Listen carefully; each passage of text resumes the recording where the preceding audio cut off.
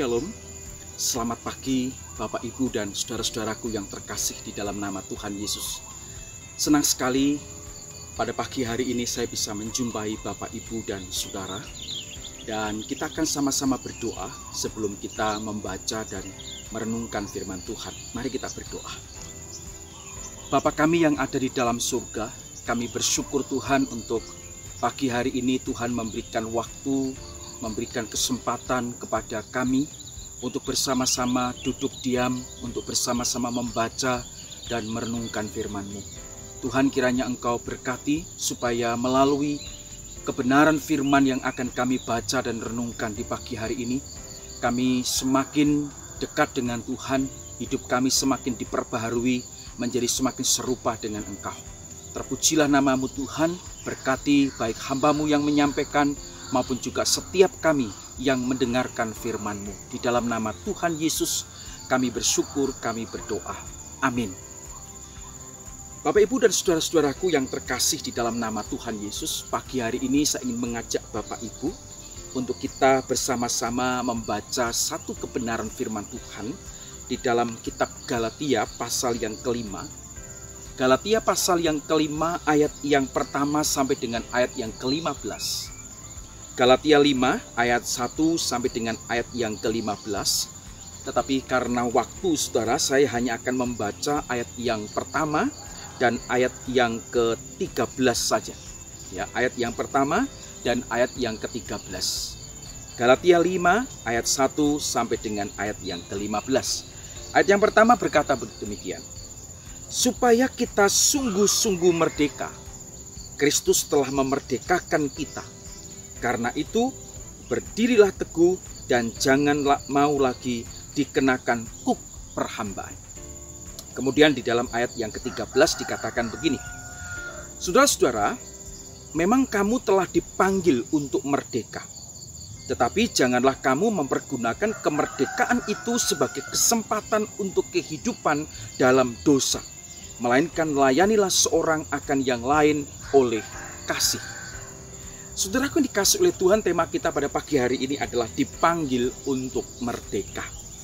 Saudara, setiap tahun ketika kita merayakan hari kemerdekaan bangsa kita, dalam bahasa gaulnya itu 17-an, saudara, dengan semangat kita mengatakan merdeka, begitu ya. Nah, saudara, tahun ini pun sama. Jika kita di sini berseru merdeka, pasti kita semua juga akan menyahut dengan satu kata yang sama, yaitu merdeka. Nah, saudara sekali kasih oleh Tuhan, ketika kita membaca Galatia 5 ini secara teliti, saudara, maka kita akan menemukan beberapa fakta mengenai jemaat yang ada di Galatia pada waktu itu. Yang pertama, saudara, bahwa mereka adalah orang-orang yang pada mulanya mengikuti ajaran yang benar. Bahkan Alkitab menuliskan mereka sedang berlomba di dalam iman dengan baik. Jadi mereka adalah orang-orang yang katakanlah orang-orang percaya, orang-orang Kristen yang taat kepada firman dan taat kepada pengajaran yang benar. Tetapi fakta berikutnya muncul. Ada guru-guru palsu yang berusaha untuk mempengaruhi jemaat agar mereka meninggalkan ajaran yang benar. Guru-guru palsu ini menyesatkan mereka. Guru-guru palsu ini mengacaukan jemaat, menghasut jemaat. Itulah fakta yang muncul di dalam jemaat Galatia, saudara. Apa yang menjadi semboyan dari guru-guru palsu yang ada pada waktu itu? Saudara, mereka memiliki satu semboyan di dalam hidup mereka sebagai guru-guru palsu. Mereka berkata, jikalau kamu tidak disunat menurut kebiasaan yang diperintahkan oleh hukum Musa, kamu tidak dapat diselamatkan. Jadi saudara, mereka menanamkan satu pengajaran ini kepada jemaat di Galatia. Kalau mereka tidak disunat menurut kebiasaan yang diperintahkan oleh hukum Musa, kamu tidak dapat diselamatkan. Saudara bisa bandingkan di dalam Kisah Para Rasul pasal yang ke-15 ayat 1 dan ayat yang ke-5. Saudara, tentu apa yang disampaikan oleh guru-guru palsu di Galatia ini sangat bertentangan, bertolak belakang sekali dengan kebenaran yang ada. Sangat bertolak belakang dengan ajaran yang disampaikan oleh Paulus.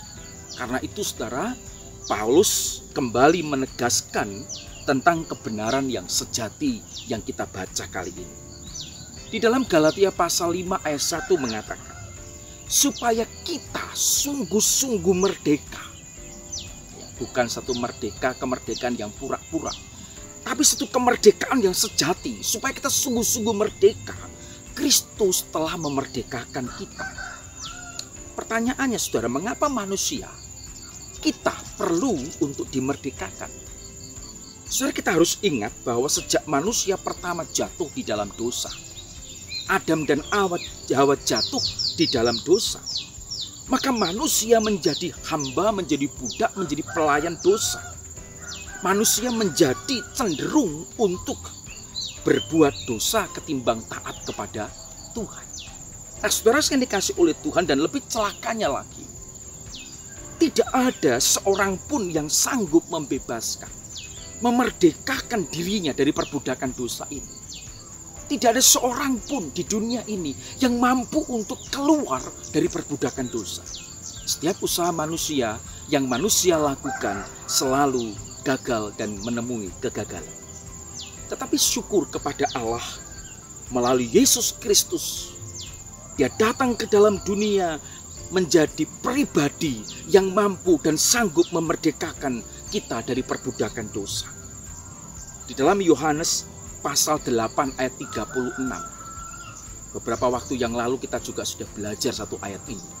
Yohanes 8 ayat 36 berkata, jadi apabila anak itu memerdekakan kamu, anak itu yang dimaksud di sini adalah Yesus Kristus itu, memerdekakan kita, kamu pun benar-benar merdeka. Jadi saudara, kemerdekaan hidup yang sejati itu bukan terletak pada manusia, tetapi bergantung kepada karya Tuhan. Saudaraku yang dikasihi oleh Tuhan, Rasul Paulus mengingatkan, karena kita orang-orang yang sudah merdeka dan Kristus telah memerdekakan kita. Rasul Paulus ingetin kita, saudara, berdirilah teguh, artinya pertahankanlah kemerdekaan, kebebasan yang telah Allah berikan kepada kita. Kita harus menjaganya, kita harus mempertahankannya, kita harus berdiri teguh di dalam kemerdekaan itu. Dengan cara apa, saudara? Rasul Paulus katakan di dalam ayat berikutnya, jangan mau lagi dikenakan huk perhambaan. Jangan mau lagi diperhamba dan terikat oleh dosa ataupun hukum-hukum yang dikatakan hukum sunat dan lain sebagainya. Jangan mau lagi terikat oleh hal-hal yang duniawi. Dan jangan lagi mau memperhambakan diri kepada dosa. Secara mungkin kita bertanya begini, apakah hukum Taurat tidak baik? Bukan, tidak seperti itu, saudara. Hukum Taurat baik, karena dengan adanya hukum Taurat, melaluinya manusia, saya dan saudara sadar akan adanya dosa. Namun hukum Taurat, saudara, tidak dapat menyelamatkan manusia dari dosa. Dan tidak ada seorang pun di dunia ini yang sanggup untuk mentaati hukum Taurat 100%. Dan sekali lagi, saudara, tidak ada manusia yang bisa dibebaskan karena mentaati hukum Taurat.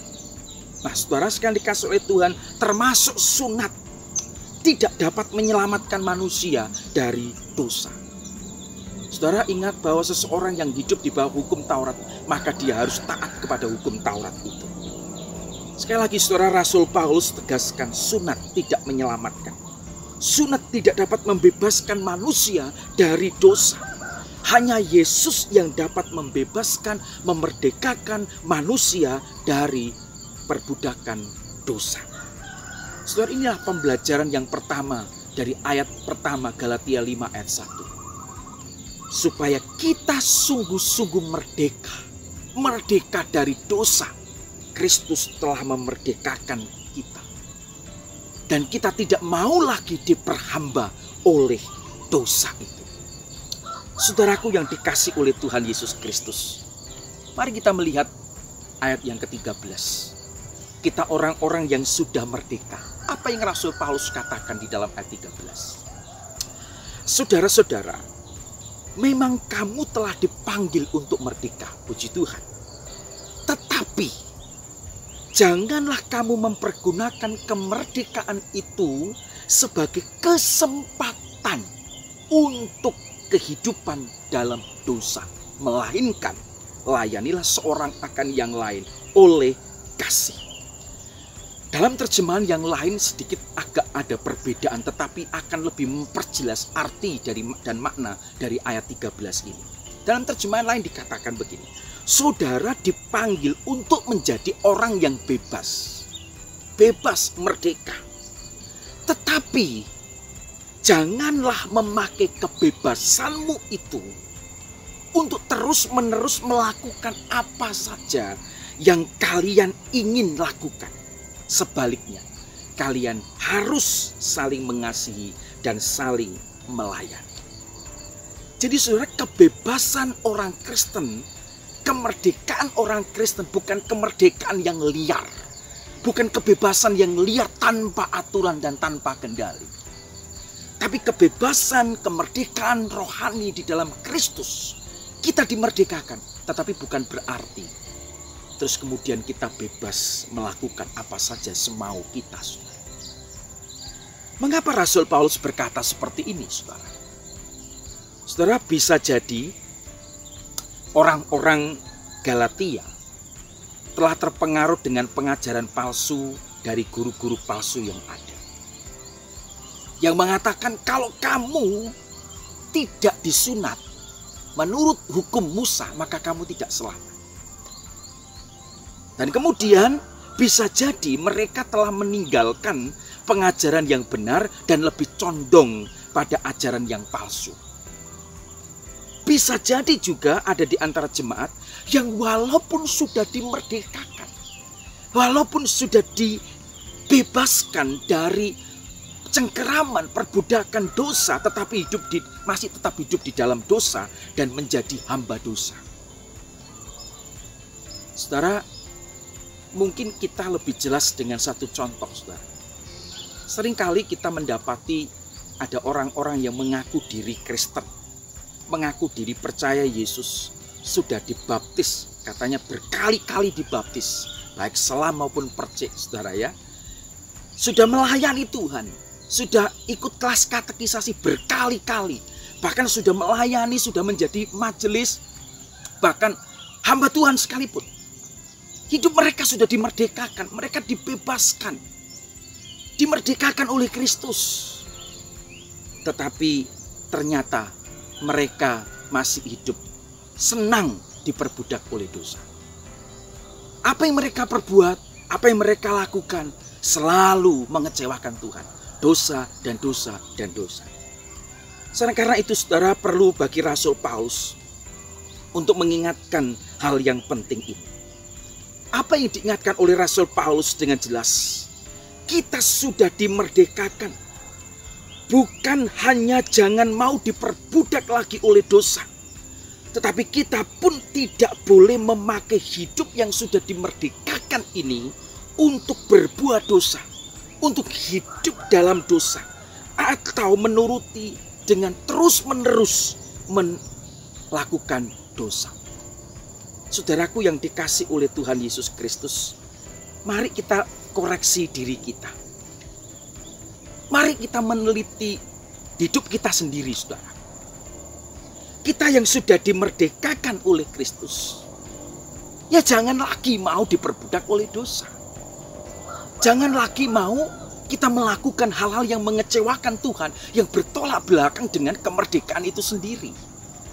Tetapi mari kita isi kemerdekaan yang sudah Allah berikan kepada kita. Dengan seperti yang Rasul Paulus katakan, mari kita hidup saling mengasihi, saling melayani. Indah sekali. Bagaimana Rasul Paulus mengajarkan kepada jemaat di Galatia, mengajarkan kepada saya dan saudara. Kita sudah dimerdekakan, kita sudah dibebaskan, kita menjadi orang-orang yang sudah dibebaskan, dimerdekakan oleh Kristus. Mari kita hidup saling mengasihi dan saling melayani. Tetapi seringkali yang terjadi adalah banyak orang-orang percaya, banyak orang-orang Kristen, banyak gereja-gereja yang saling bertentangan satu dengan yang lain, yang saling menggigit satu dengan yang lain, yang saling bermusuhan satu dengan yang lain. Tetapi hari ini Tuhan ingatkan kita, saudara, kita yang sudah dimerdekakan oleh Kristus, mari kita isi kemerdekaan ini dengan hidup saling mengasihi dan saling melayani. Saudara, kita adalah orang-orang yang telah dimerdekakan. Kita adalah orang-orang yang sudah dibebaskan. Tidak lagi diperhamba oleh dosa. Maka jangan biarkan dan serahkan diri lagi menjadi hamba dosa. Mari kita isi hidup kita yang sudah dimerdekakan oleh Kristus itu dengan hidup bersama-sama, saling mengasihi dan saling melayani. Saudara, mungkin di antara saudara hari ini mengatakan, oh berat sekali Pak Didi. Betul. Tetapi saya percaya kalau kita bersama-sama dan kita bersama-sama dengan Tuhan, maka Tuhan akan memampukan kita untuk kita mengisi kemerdekaan yang Tuhan sudah berikan kepada kita di dalam hidup kita, untuk kita saling mengasihi dan saling melayani. Saudara, bangsa kita Indonesia sudah dianugerahi oleh Tuhan dengan kemerdekaan. Kita bangsa yang merdeka. Kita tidak dijajah oleh bangsa yang lain. Mari kita isi sebagai warga negara yang baik. Kita mengisi kemerdekaan bangsa Indonesia ini juga dengan hal-hal yang berguna, yang bermanfaat bagi orang-orang di sekitar kita. Mengisi kemerdekaan dengan hidup taat kepada peraturan pemerintah, dengan hidup taat kepada aturan yang ada, dan kita hidup bersama-sama dengan orang-orang di sekitar kita dengan hidup rukun dan damai. Saya percaya kalau kita sebagai orang Kristen bisa mengisi kemerdekaan dengan seperti apa yang dicantumkan di dalam Galatia 5 ayat yang ke-13, maka saya percaya kita akan menjadi lilin-lilin yang terus menyala di dalam lingkungan kita masing-masing. Tuhan Yesus memberkati kita. Mari kita berdoa. Bapa kami yang ada di dalam surga, kami bersyukur ya Tuhan, oleh karena penyertaan Tuhan dan kasih Tuhan, kami boleh bersama-sama membaca dan merenungkan firman. Tuhan, kiranya Engkau berkati supaya firman yang sudah kami baca dan renungkan hari ini, yang mengingatkan ke kami kembali bahwa setiap kami dipanggil untuk merdeka.